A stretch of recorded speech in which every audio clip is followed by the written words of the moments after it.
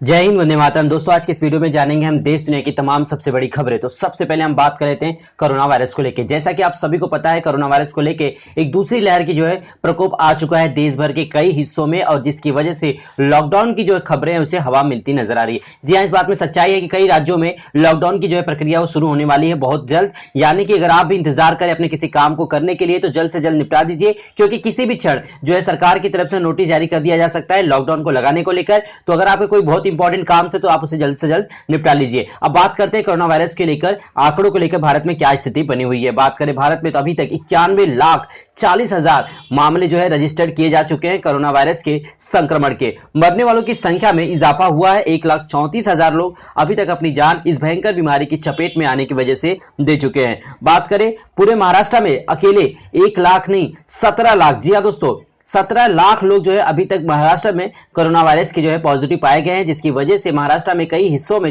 Lockdown लगाने की प्रक्रिया जोर शोर से शुरू हो रही है। जी हां, बात करें मुंबई में लोकल ट्रेनों को शुरू करने के लेकर महाराष्ट्र सरकार ने कहा था कि दिवाली के बाद चालू कर दिया जाएगा, लेकिन जो बीएमसी है, बीएमसी की तरफ से ऑफिशियल नोटिस आई जिसमें बताया गया कि कोरोना वायरस का संक्रमण है वो महाराष्ट्र में एक बार फिर से अपनी चरम पर पहुंच रहा है, जिसकी वजह से महाराष्ट्र में 3 से 4 हफ्तों तक लोकल ट्रेनों को खोलना लगभग पॉसिबल नहीं है, जिसकी वजह से लेकर देश भर में अलग अलग हिस्सों में जैसे दिल्ली में भी काफी ज्यादा कोरोना के मामले देखने को मिले, जिसकी वजह से सुप्रीम कोर्ट की तरफ से दिल्ली सरकार को काफी ज्यादा फटकार झेलनी पड़ी। जी अरविंद केजरीवाल सरकार से पूछा गया कि आपने अभी तक कोरोना वायरस से निपटने के लिए क्या और कैसे इंतजाम किए, उसका लिखित जवाब कोर्ट में जमा कीजिए। बात करें दिल्ली में सबसे पहले कोरोना वायरस में कमी देखने को मिली थी, जिसकी वजह से दिल्ली में मेट्रो सेवा शुरू की गई और कई चीजें खोल दी गई। लेकिन उसके बाद एक बार फिर से तीसरी लहर, यहां तक देश भर में अभी दूसरी लहर आ रही, तो दिल्ली में ये तीसरी लहर होगी कोरोना वायरस की, जिसकी वजह से कोर्ट को सामने आना पड़ा और दिल्ली सरकार को फटकार लगाई। अब बात करते हैं अगली सबसे बड़ी खबर बिहार चुनाव को लेकर। बिहार चुनाव संपन्न हो चुका, नीतीश कुमार 7वीं बार मुख्यमंत्री बन चुके, लेकिन अभी भी अटकलें लगाई जा रही है कि तेजस्वी यादव मुख्यमंत्री बन सकते हैं। जी हां, आगामी चुनाव में जो आगामी है उन्होंने साफ साफ कहा है कि नीतीश कुमार को आ जाना चाहिए महागठबंधन पार्टी के साथ, और उन्हें केंद्र में तीसरे मोर्चे के लिए नेतृत्व करना चाहिए, और एनडीए की सरकार बिहार में ज्यादा दिन नहीं चलेगी, ऐसा बयान गामी जी ने दिया है। और फिलहाल इन बातों पे अभी नीतीश कुमार की तरफ से कोई जवाब नहीं आया कि वो क्या चाहते हैं, क्या वो एनडीए के साथ रहेंगे या फिर महागठबंधन के साथ जुड़कर तीसरे मोर्चे पर केंद्र में नेतृत्व कर सकते हैं मोदी सरकार के खिलाफ। तो चलते हैं हम अपने अगली सबसे बड़ी खबर की तरफ। दूसरी खबर आ रही है ओवैसी को लेकर। जी हां, ओवैसी ने लव जिहाद को लेकर बीजेपी को काफी ज्यादा लताड़ा। जी हां, बात करें देश भर में जहां पे बेरोजगारी सबसे अहम मुद्दा होना चाहिए, क्योंकि लॉकडाउन के चलते देश भर में कोरोना वायरस की वजह से कई जगहों पर लोगों के रोजगार जा चुकी है, और उसके पहले ही हालात इस तरह से थे कि भारत में सबसे ज्यादा बेरोजगारों की संख्या थी। ये आंकड़े लगभग 14 करोड़ के पार पहुंच चुके हैं, और ऐसे में सरकार का मेन मकसद है वो रोजगार को लेकर ना, जबकि लव जिहाद जैसे कार्यक्रम को लेकर ज्यादा बढ़ावा देती है। इसी को लेकर ओवैसी ने अपना निशाना साधा। उन्होंने कहा कि जिस प्रकार के कानून सरकार बनाना चाहती है लव जिहाद जैसे मामलों को, उनको सबसे पहले संविधान पढ़ लेना चाहिए और उसमें क्या कहा गया है उसे समझ लेना चाहिए। जहां देश भरों में भुखमरी चली है, लोगों के रोजगार छिन चुके हैं, लोगों के पास पैसे खत्म हो रहे हैं, लोगों को रोजगार मुहैया कराने के बदले सरकार उन्हें इस प्रकार के प्रपंच में डाल रही कि लव जिहाद में ऊपर कानून बनाया जा रहा है। इन तमाम चीजों को लेकर आपकी क्या राय है, हमें कमेंट बॉक्स में जरूर बताइएगा। क्या आपको भी लगता है कि सरकार को पहले बेरोजगारी जैसे मुद्दों पर ध्यान देना चाहिए, या फिर लव जिहाद जैसे चीजों पर कानून बना के अपना समय व्यर्थ करना चाहिए? तो आप अपनी राय हमें कमेंट बॉक्स में जरूर बताइएगा। तो चलते हैं हम अपने अगली खबर की तरफ। अगली सबसे बड़ी खबर आ रही है ओवैसी को लेकर। बिहार विधानसभा में नए विधायकों के शपथ के दौरान ऑल इंडिया मजलिस-ए-इत्तेहादुल यानी एआईएम के विधायक अख्तरुल इमाम ने हिंदुस्तान शब्द बोलने से इनकार कर दिया। उनका कहना था कि हिंदी, अंग्रेजी, मैथिली, संस्कृत मौजूद शपथ पत्र में भारत शब्द लिखा है, तो उर्दू में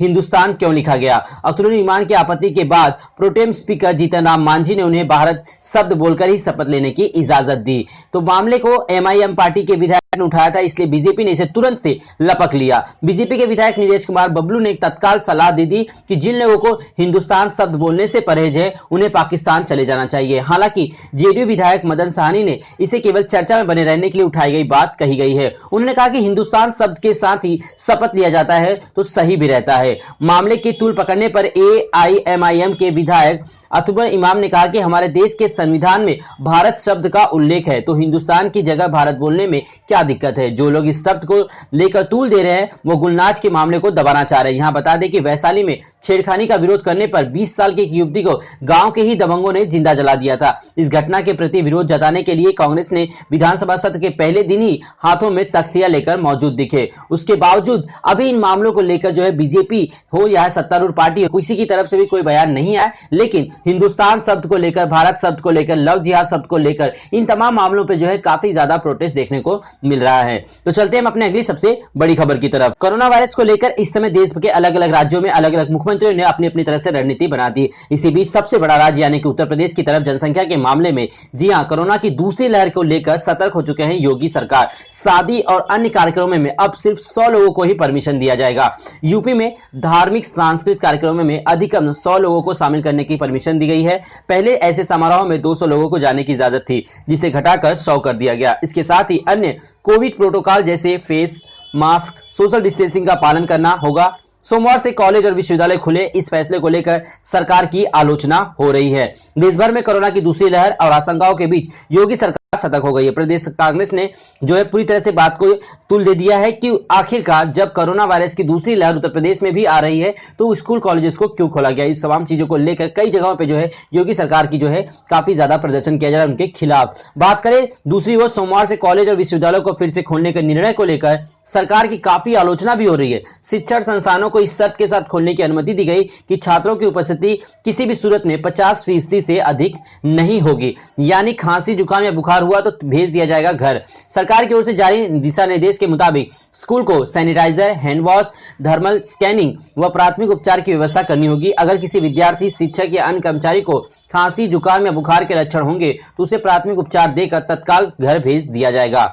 अगली सबसे बड़ी खबर निकल के आ रही है हैदराबाद से। तेजस्वी सूर्या ने तेलंगाना के मुख्यमंत्री के चंद्रशेखर राव को भी निशाने पर लिया। उन्होंने कहा कि वह केसीआर यानी हैदराबाद को इस्तांबुल बनाना चाहते हैं। उन्होंने कहा कि तुर्की के राष्ट्रपति की तरह बिहार चुनाव के बाद अब भारतीय जनता पार्टी दक्षिण राज्यों में अपनी पैठ जमाने में जुट गई। तमिलनाडु, आंध्र प्रदेश और तेलंगाना जैसे राज्यों पर अभी बीजेपी का फोकस है। पश्चिम बंगाल से लेकर दक्षिणी राज्यों तक बीजेपी के सबसे युवा चेहरे तेजस्वी सूर्या ताबड़तोड़ राज्यों का दौरा कर रहे हैं। ऐसे में हैदराबाद पहुंचे तेजस्वी सूर्या एएमआई के चीफ असदुद्दीन ओवैसी को और चंद्रशेखर राव पर जमकर बरसे। उनका कहना है कि जिस प्रकार असदुद्दीन ओवैसी की यानी पार्टी ने जो है बिहार में हिंदुस्तान शब्द को लेकर आपत्ति जताई, उस प्रकार उन्होंने कहा कि विकास का बात करना नहीं है।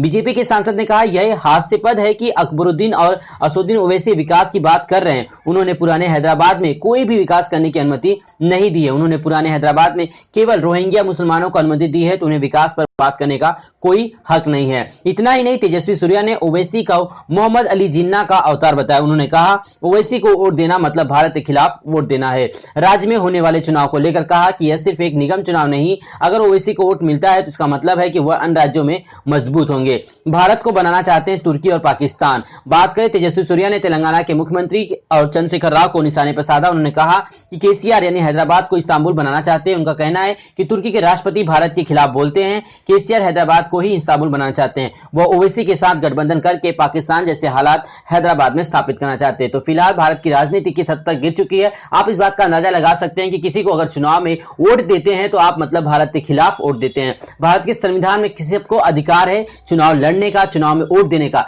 और दूसरी पार्टी, विपक्ष की पार्टी चाहे कोई भी इल्जाम लगा ले, लेकिन इस प्रकार देशद्रोही जैसे शब्दों का इस्तेमाल करना किस हद तक सही है और चुनाव आयोग को इस पर कितना बड़ा फैसला लेना चाहिए, आप हमें कमेंट बॉक्स में अपनी राय जरूर बताइएगा। क्या आपको भी लगता है कि बीजेपी पार्टी हो चाहे कोई भी पार्टी हो, जब किसी के ऊपर इल्जाम लगाती कि अगर आपने उनको वोट दिया तो आपने पाकिस्तान को वोट दिया, आपने उनको वोट दिया तो आप देशद्रोही होंगे, इस प्रकार की बयानबाजी को अगर चुनाव आयोग को मानिए या नहीं, आप अपनी राय कमेंट बॉक्स में जरूर बताइए। चलते हैं हम अपने अगली खबर की तरफ। कोविड-19 के चलते किस्तों में है मेहमानबाजी की तैयारी। जी हां दोस्तों, हम बात करें कोरोना के बढ़ते संक्रमण को देखते हुए जिला प्रशासन ने आदेश जारी किया है कि शादी समेत अन्य किसी भी तरह के समारोह में 100 लोग से ज्यादा शामिल नहीं होंगे। इस आदेश के बाद कुछ ही घंटों के बाद जो है शादी में परेशानियां बढ़ चुकी, क्योंकि लोगों ने जिस प्रकार से अपने इंटीमेशन कार्ड छपवाए थे कि इतने सारे लोग आ सकते हैं, लेकिन अचानक दूसरी लहर के उठने के बाद लोगों में फिर से एक बार खौफ का माहौल देखने को मिल चुका है। बात करें कोरोना वायरस की वैक्सीन को लेकर, देश में अभी तक आंकड़े जो है साफ नहीं हुए कि आखिर कब तक वैक्सीन जारी होगी और कैसे इसका यानी कि डिस्ट्रीब्यूशन होगा, यानी कैसे लोगों के पास जो वैक्सीन का टीकाकरण पहुंचाया जाएगा।